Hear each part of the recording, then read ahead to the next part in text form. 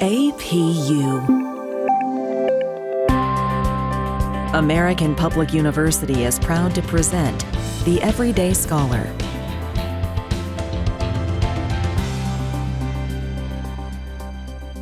Hello, my name is Dr. Bjorn Mercer, and today we're talking to Robert King, religion faculty in the School of Arts, Humanities, and Education. Our conversation today is about teaching religion at a secular institution. Thanks for being here, Rob. Thank you very much, Jordan. It's a true honor, and I'm really looking forward to this conversation. Excellent. I love talking about religion. That probably sounds funny to some people, but I think it's very important for people to be able to connect, or just understanding or talking about religion is an important part of the human experience, of course. And the first question is, how do educators simultaneously promote academic freedom and respect for all religions? For example, a course taught here at APUS is RELS 452 that studies new religious movements from Wicca to Scientology and even UFO cults. How do you remain objective when teaching about such new religious movements? Jordan, that's such an excellent question, especially as our society in North America, I won't just say the United States, I'll also say Canada, Mexico, begins to become much more diverse, then the niche markets will then become a niche market within themselves. Just to use some marketing terminology to describe religion, you can describe religion many different ways, sociology of religions, anthropology. But in terms of pluralism, I think looking at niche marketing is a good, helpful lens. And so as the faculty advisor for the APUS Paganism Club, we found that each group has its own distinctive beliefs. So whether it's Wicca or some of the Norse mythologies, Druids, you name it, that each group has its own very specific ideologies, beliefs, practices that, although grouped according to a sociology of religions perspective, according to new religious movements, they're not necessarily in line with each other. And although very charitable to each other, the actual belief systems are completely different. So how I remain objective, even within that niche grouping of new religious movements, much less the larger monotheistic religions, Abrahamic religions, that it really is a question of applying whichever academic lens one wants to apply and then staying consistent with those methodologies. So if we're doing sociology of religions, then we'll look at the sociological criteria to examine each respective movement. If we're using more of an anthropological perspective, ethnographic qualitative research, then we'll use those methodologies. And I found that especially the students who take the New Religious Movements course, either if they're exploring or if they come from, say, a Wiccan background, they end up doing much more refined research by staying very clear with their methodologies that they're using and then just essentially plugging in the subject matter that they want to study. And so that way you avoid the typical cliches, rhetoric that, oh, that group is a cult, quote unquote. But you're really looking at, okay, this is a new religious movement. These are the beliefs. This is the history. This is the history of, perhaps it's a reappropriation of an earlier tradition that is thousands of years old, but it's new since, say, the 1970s or 1980s. So as long as the students are consistent in their application of whichever ancillary discipline to religious studies, whether it's sociology, anthropology, sometimes philosophy or religion as well, then the students really write incredible research papers and they really get excited about the material. So I think the best thing is just staying consistent with whichever academic discipline one is speaking from, and then essentially plugging in the content. And the students really become much more alive in their conversation, very charitable to each other, and it avoids all the cliches and rhetoric that you hear in popular media or political debates, et cetera. And that is absolutely excellent. And I'm glad you talked about the rhetoric.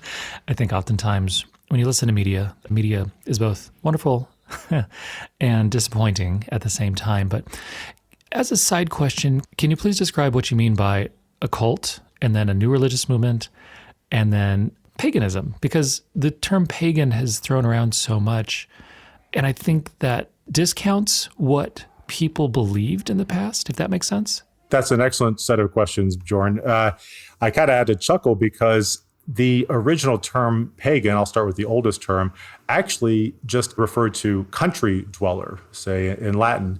Paganas, I believe, is the Latin word, that it meant any traditional belief that was still held as the Roman Empire became Christianized.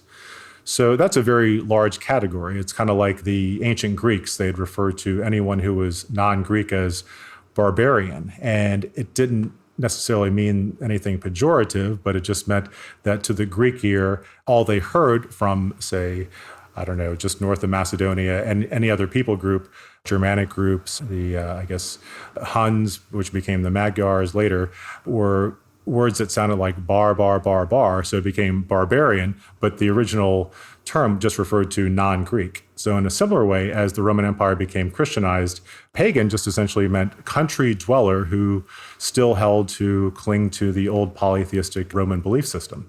So that's the easy answer. The other one, I would point to one particular scholar, Ernst Troeltsch, who really was foundational in the beginning movement towards a typological description of religious experiences, religious movements, even prior to the founding of, say, the American Academy of Religion. I believe that was in the 1960s, and then a full-blown founding of religious studies as a separate academic discipline from theology or history, et cetera. And from that background, Troeltsch would say, okay, you have different types that you can study. So within that typological description, one term used was sect. So what is a sect? A sect is a small group that is a splinter group, but still largely within a respective tradition. So say like the Seventh-day Adventists, that would be a sect within Protestant Christianity that goes back to a earlier millenarian, end of the world movement back in the 1800s. But the term cult, unfortunately, to unpack that term, it's really difficult because it is a political term that a lot of times popular media especially will throw around just to refer to any group with which whatever the media representative is doesn't agree with. So cult is kind of a very free-floating term. So rather than having a term that could be very pejorative, because you could be, part of that cult, say, people who are Latter-day Saints, Mormons, sometimes they're lumped in with that, or charismatic Christians, or, you name it. It's a pejorative term. So the most recent movement has been just to group anything that's relatively new, the last century or two, I'd say the last century especially, would be considered a new religious movement. So it's just kind of a way to clean up the language using the term cult. There's an earlier Latin derivation that I won't get into about the term cult actually referred to cultus in Latin, but that's a whole different story. So I'm not going to get into that etymological discussion, but just say in terms of popular usage, it is very political and pejorative. So generally scholars will recommend using new religious movements, just anything founded within the last century. And that's excellent. And, whenever I talk to people about these terms, I would generally say, please never use cult, because just like you said, it's used however the person is using it, and typically it is negative. And a new religious movement is a much better term because, like you said, it can include anything from the typically last 200 years. That includes LDS and also Scientologists and also Christian Scientists with Mary Baker Eddy. And so there's just a variety of different things. But if you say, oh, it's a cult, that's instantly, I think you think of Jonestown. And you think, what was that one group with the white sneakers? Oh, the UFO cult, yes. The Hale-Bopp Comet cult. Yeah, they still have their website. It's still in existence. They maintain it, the followers, from 1997, I believe. Yeah, and I think for those who were alive at that time, everybody will remember that. And so when somebody uses the term cult or describes an organization with the term cult, it's very, very negative. And so, yeah, new religious movement is definitely anything from the last, say, 200 years. But at the same time, just like you were talking about, all of these terms should be used very carefully, and even paganism, because I watched part of this series, Vikings, which, goes back, I think, to the 12th century in Denmark and Sweden, and they're interacting with the English. And so, but the Vikings were pagans according to the Christian English, and that carried so many different value implications in which they were polytheistic, but also if they were essentially valued as humans, if that makes sense. Absolutely, yes. That's why avoiding those terms almost altogether, is usually a good modus operandi, as they say. I won't say anything more about that, but yes, I agree with that evaluation. Yeah, and that's why it's so important to have free, unjudgmental conversations about religion, because word choice is so important. And so this leads us to the next question is, you often refer to the philosophical works of Michel Foucault. How is his work a helpful, if not unique, intellectual source for navigating issues of religious difference within postmodern societies? Très bon et merci beaucoup. Michel Foucault is one of my favorite intellectuals, especially of the 20th century, because he was so innovative. Just a brief mention of his biography. He started out actually as a graduate student in psychology. But then as a doctoral student in psychology, he was studying the history of the birth of modern psychology, and he gradually shifted to becoming more of first a historian and then a philosophical historian. His genius is really looking at the structures that create thought and then how thought itself can then reshape the structures. He has been called a post-structuralist in that philosophical school. He rejected that exact term. I believe he passed away in 1984. But what he does is he looks at, say, like the birth of modern medicine. How did modern medicine become an empirical discipline that you could actually study data and try to separate it from earlier views, attached to philosophy of language, et cetera. And so he has this wonderful book called The Birth of the Clinic that looks at how mid-1800s, we moved away from leeches and bloodletting to we're going to study this organ, and we're going to see this organ in isolation. How does it affect other organs in isolation? So as a doctoral student in psychology, Foucault was able to see, thoughts also are accompanied by structures. So say, how do you have the birth of the whole medical establishment, the birth of modern prisons from the earlier medieval and Renaissance, more emphasis on corporal punishment. So in terms of applying his insights to religious studies, I think it's important to look at, say, technological advances. How has each technological advance reshaped not just the form in which religious belief is held, but also the content. So I think the very first major one obviously would be Martin Luther. Why did Martin Luther succeed as a reformer within the Christian tradition, but separate from the Catholic Church? Largely because of the invention of the printing press, that although there were other contemporaries of Luther who were saying very similar things about reforming the Catholic Church, he had the advantage of being able to publish tracts, treatises that he could mass produce and also produce in the vernacular. So he could produce it in just ordinary, common, everyday German that within his context, the ordinary people could read, including even translating the Christian scriptures into German as opposed to Latin. So I think that Foucault is especially important because as we look at how structures, whether it's the invention of the printing press or the invention of the modern clinic, how those reshape not just how we believe, but what we believe. I think that that's really the key insight that Foucault brings to a study of religion per se. And those are all wonderful. And I'm really glad you brought up Martin Luther, because at the same time, the printing press was really taking off. And today we really take for granted paper, books, being able to see really just pretty much anything. And I'm not even talking about the internet. And so being able to read the Bible, and especially in German, and then for Martin Luther's ideas and his reformist ideas to spread was so revolutionary at the time that, of course, it unfortunately started about 100 plus years of just horrible conflict in Europe. But that kind of technological advance is also very important, and it really helps put in context where people are and where they want to go. Does that make sense? That's an excellent question. And I refrain from mentioning the internet for a couple different reasons. One, because I think that we're actually in a period of transition where we're not fully aware of how the internet will reshape the content and not just the methodology in which we're thinking. I think once we get 2 or 3 generations who are so used to being instantly plugged in, it's really going to reshape our neural pathways in ways very similar to learning a foreign language, but the foreign language is being online and connected all the time. So one thought I had was actually that most recently there was a Catholic saint to be beatified, not officially made a saint yet, who is the very first millennial saint.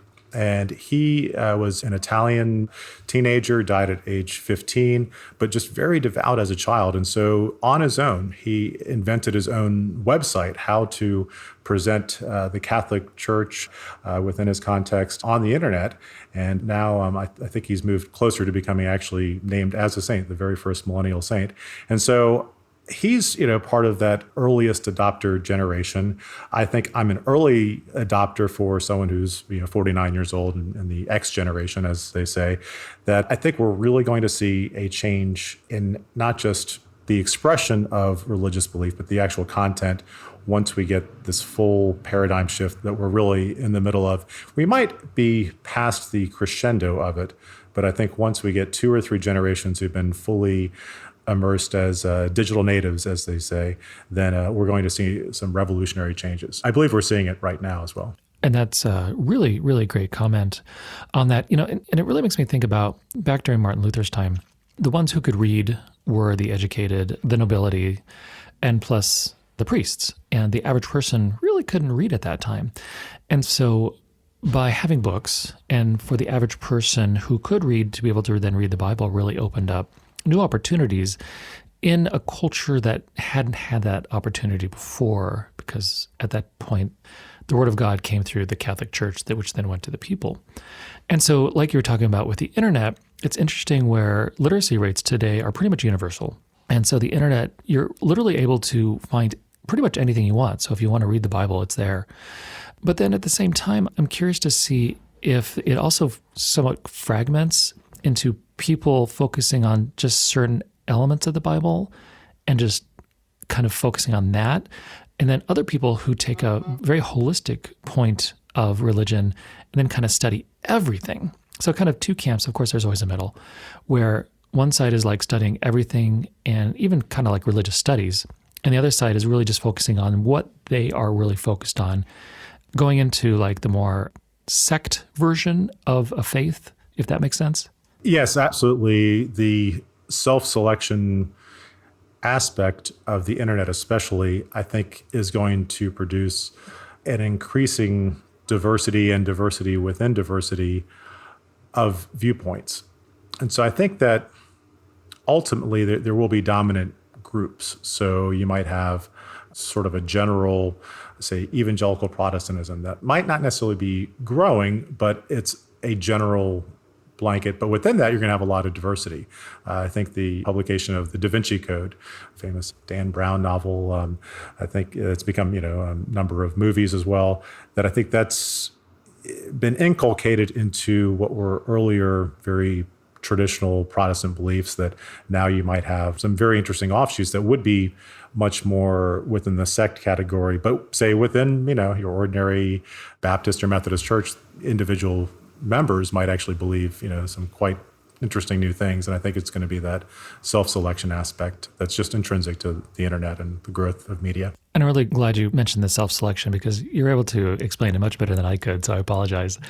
But one of the great things and also one of the dangers of the internet is that if you self-select into like a certain aspect of, say, the Bible, you can then find one person in every town in the country, and then that group suddenly becomes large, where if you're just by yourself in your town and you're just focusing on, say, one aspect of the Bible, it's just you. But then, again, through the internet, you can really find that community, which can be extraordinarily liberating, and it can give you that communal aspect, that community health.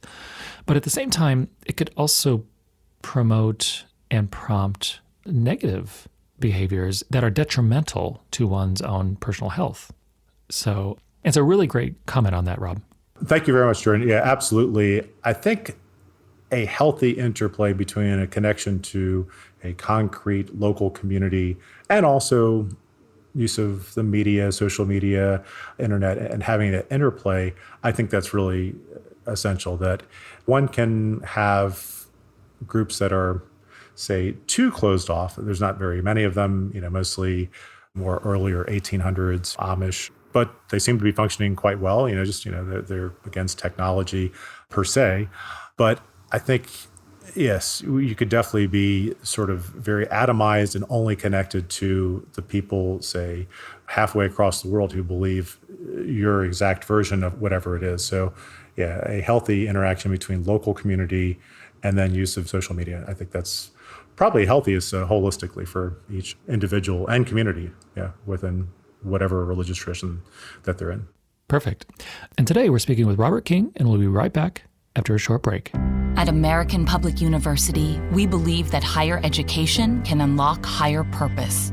So we offer 200 modern programs for those who want to make a difference. And we believe education must adapt to students' needs. That's why we've made it accessible through online classes and flexible with monthly program starts. American Public University, within reach, without limits. Learn more at americanpublicu.com. And we're back with Robert King. Does the question of your own religious affiliation ever arise in the classroom? And how do you handle such questions from students? How does your own religious belief systems impact your teaching? Thank you very much, Bjorn. I'll start with the first question. I wanted to start with the second question, but let me start with the first question. I would say, for the most part, most students do not ask and do not even know what my own religious affiliation is. And if I'm doing that consistently, I've now been teaching religious studies since 2005, then I know that I'm doing my job. Occasionally, I would say 1 out of 2,000 students will actually ask me, so Professor King, what do you believe? And I'm so floored in a good way when they ask me that. I go, oh, well, thank you for asking. I'm glad that you're asking that you don't know. It means I'm presenting the material objectively or as objectively as I can. So I would say, how does my own religious belief system impact your teaching? As a Catholic, the category of the natural law, I do firmly believe, not in a scientifically positivistic way, which would just limit everything to what can only be seen or proven. I think that there's some things that, according to science, we're just now on the cusp of describing, according to modern physics. But I would say that the natural law, in its various forms, whether philosophical, going back to Aristotle, the Catholic appropriation of that, I would say Islamic, Buddhist understandings of nature as well, would all view an intrinsic order to the natural world. Now, we can debate, okay, should we describe this mathematically? Should we describe this chemically? How do we describe nature? But I would say believing that, yes, there is an intrinsic order to the natural world.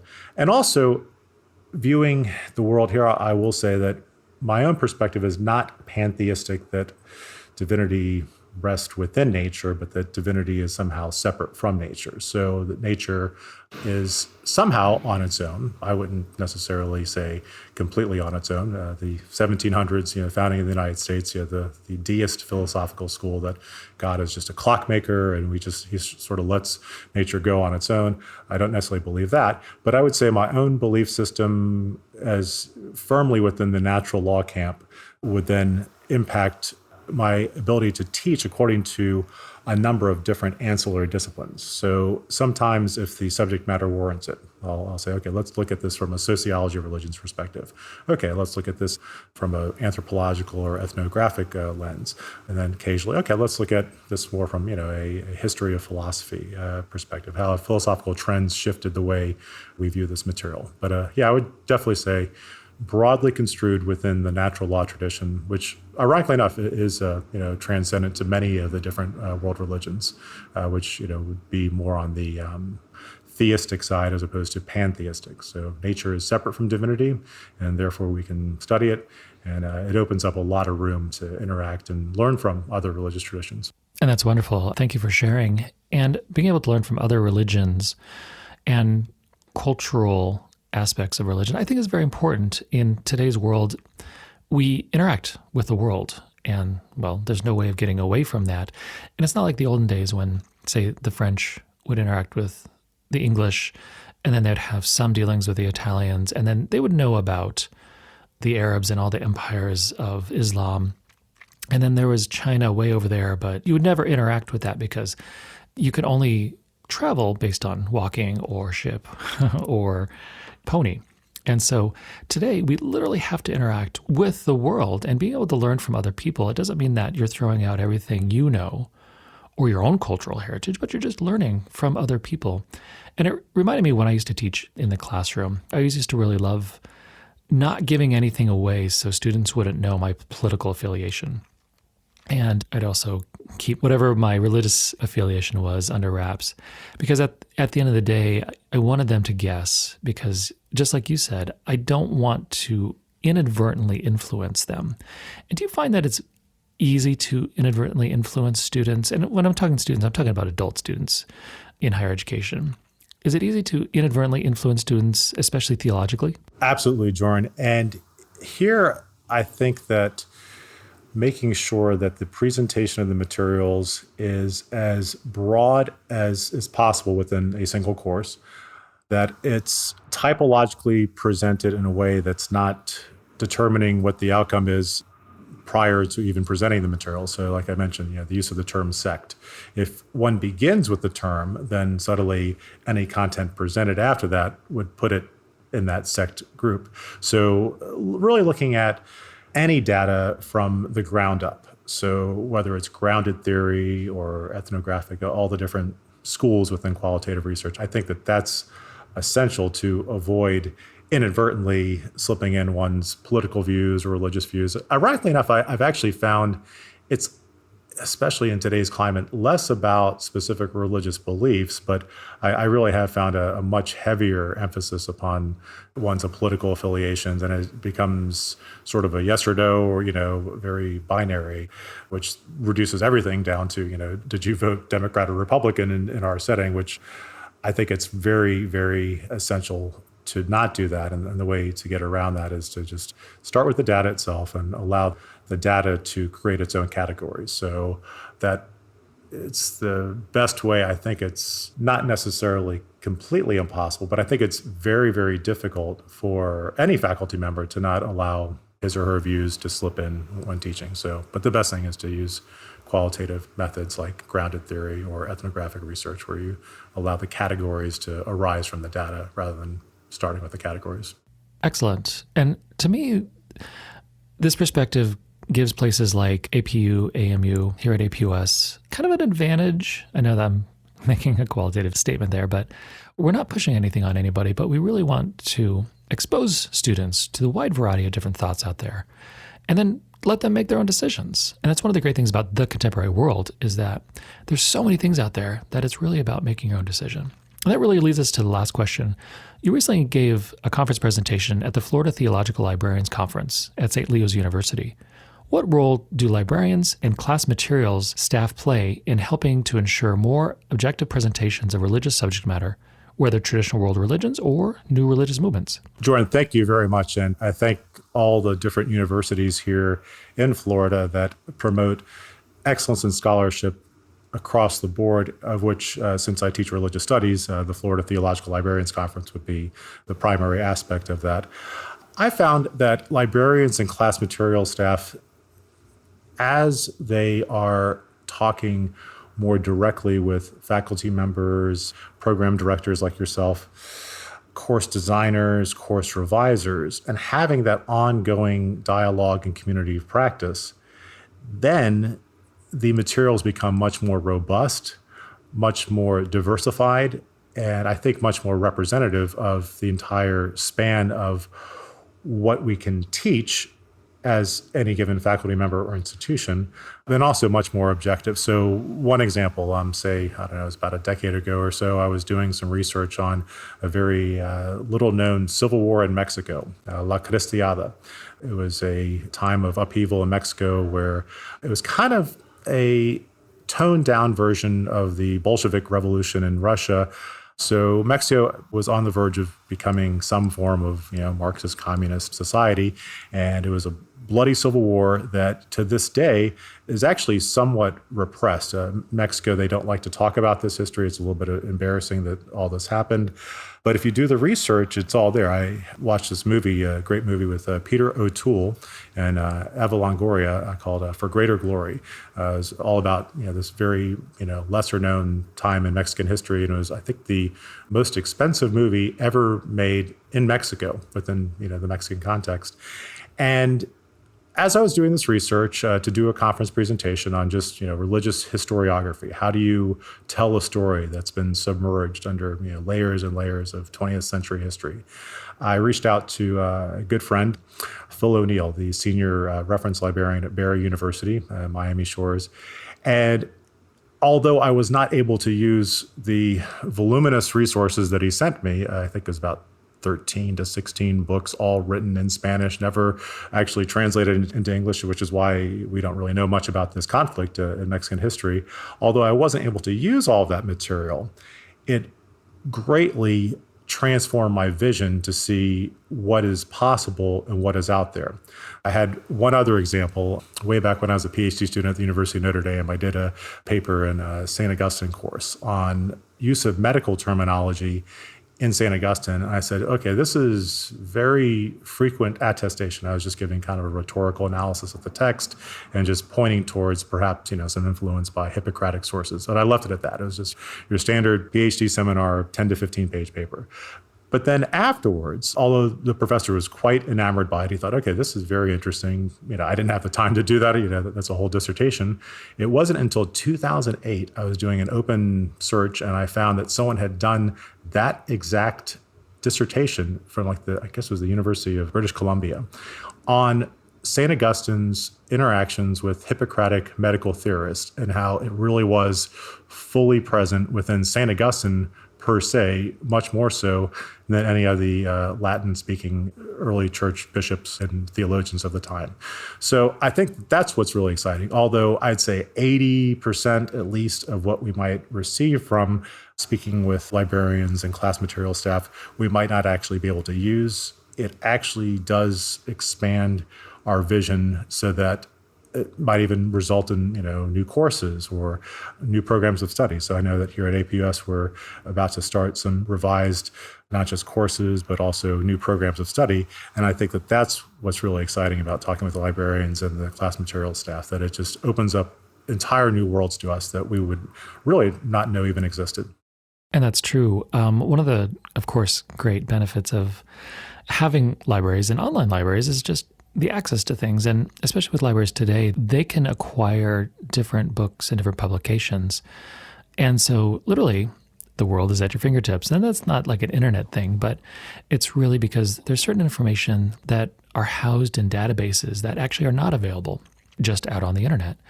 And so having access to a university library really gives you that access to scholarly writing, or scholarly and academic. And when I say scholarly and academic, that could also include many, many different things, including theological writings.